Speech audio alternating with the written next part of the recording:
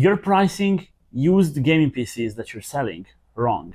And if you actually get the first price wrong, this may compromise your flip as a whole. Allow me to explain. Now, welcome back at ImWateringPSUs and welcome back to my Become a PC Flipper / Become a PC Builder course, where I explain basically what I've done for work for about 8 years. Now, the most common train of thought when it comes to pricing a computer that I see most people, but not only with computers, I also see it with cars and with a lot of stuff, is okay, let's start high, I can always come down. And now this seems to make sense, but it really doesn't. And it's very important in this industry that you know your market and that you know what the PC is actually going to end up selling for. Of course, it has to be a range. We never know exactly what we're selling it for, but it has to be a pretty small range. The reason why it's so important is the first time you list a computer for sale, brand new computer that was never listed before, is actually the time in which you have the most chance of selling it. Because believe it or not, people actually believe in finding a really good deal. And if you price a PC right, put it up for sale, and it gets a lot of likes or a lot of views, and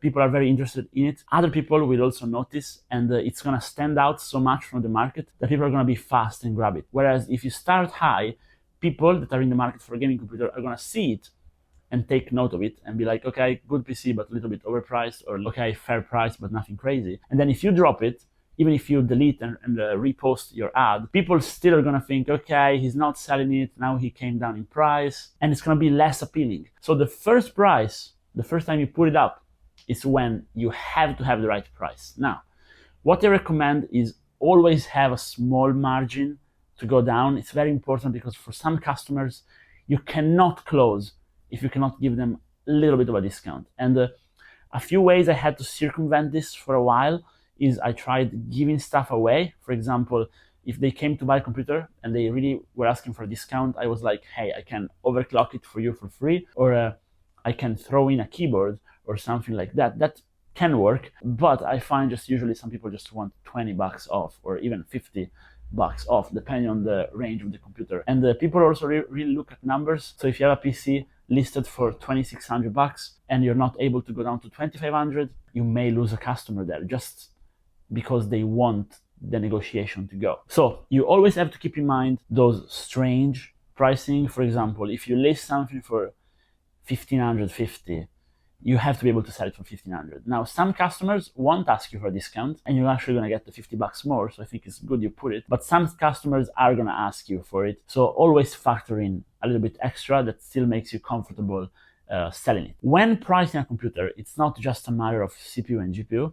Okay, in periods like this one, as you can see by my shirt, for example, RAM capacity matters a lot. So if you have 32 gigabytes of RAM for any reasons, that's a pretty big upsell, and you should charge more for it compared to the competition. You should actually factor it almost as much as CPU and GPU when comparing, because running comparatives is something that's very important in this business. And before you sell your computer, you need to look at the whole market, check out every computer that's for sale, brand new, used on every platform, and make sure yours is the best one out there. Only the best ones sell. It's okay if it's maybe the best one at $700 and there is a better one, even relatively, like in relative value for money, okay, at $800, that's okay. But at your specific price point and with your specific target in mind, so for example, certain GPU, certain CPU, it has to be the best one to sell. However, there are actually a few things which help, but that personally I don't use to increase the price. I just use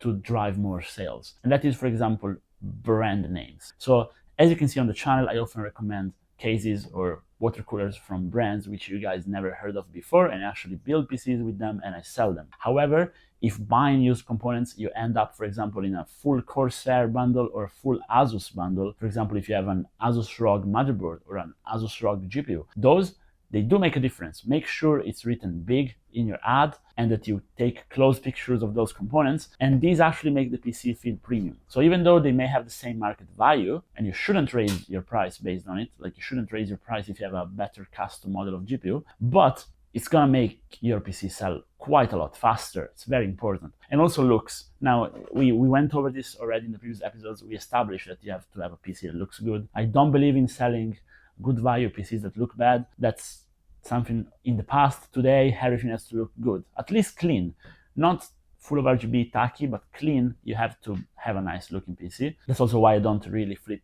pre-built computers anymore, and I've never really had success with them, unfortunately, flipping them. So aesthetics is very important, but if the aesthetic comes from a brand or from something that actually is recognizable, it's going to be better. Also, if you have extra accessories, for example, if you have a high-end power supply in your system and the high-end power supply has a keychain, which happens, or it has a set of slit cables or something strange, make sure you include it in the picture, in the ad. Just show them that there is extra value there, because people have to feel like they're getting more than they should for their money, then they're buying. Now also, even though first price is very important, you have to be prepared to go down with your price if you don't get enough interest, because we all make mistakes. Even I have been evaluating the market for a long time. Sometimes I think something is priced really well, I put it up for sale, and I get less views than usual, zero interest, and I'm like, what's wrong with this? And I just double check my ad, the looks of it, and if everything checks out, then it's just the price. And in that case, it's actually better to lower the price faster for a similar reason that we covered before, because if more people see your PC that's overpriced, they're going to be less interested in buying it later, even if you drop the price. Also, there is such a thing as too low a price. If you go too low, people are going to ask too many questions, they're going to be sketched out.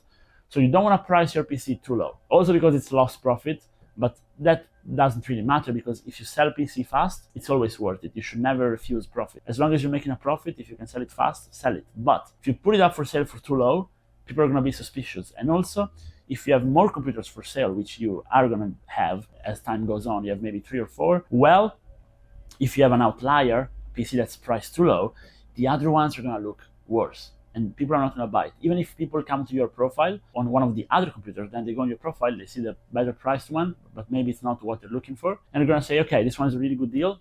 The one I was initially looking at is not. So it's very important that everything is priced fair, everything is priced in line, and that everything, even your profile, makes sense. That's also why you shouldn't have ads from other stuff that's not computers. And even if it is hardware, make sure everything is priced right. And don't keep there strange stuff like a high-end keyboard which may seem overpriced. It doesn't look good. I would recommend just having a different profile for other stuff and just having a computer profile where you only sell computer. Image goes a long way. So with that said, this episode of Become a PC Flipper is also finished. If you watched this far, please drop a like and subscribe, but more importantly, please tell me if you have any advice, extra advice to give to the people watching, because I know a lot of you guys are actually very successful PC flippers, and I want to hear what you guys think. You can also now become a member to support the channel. If you do, I really appreciate it, and I'll see you guys in the next one. Bye bye.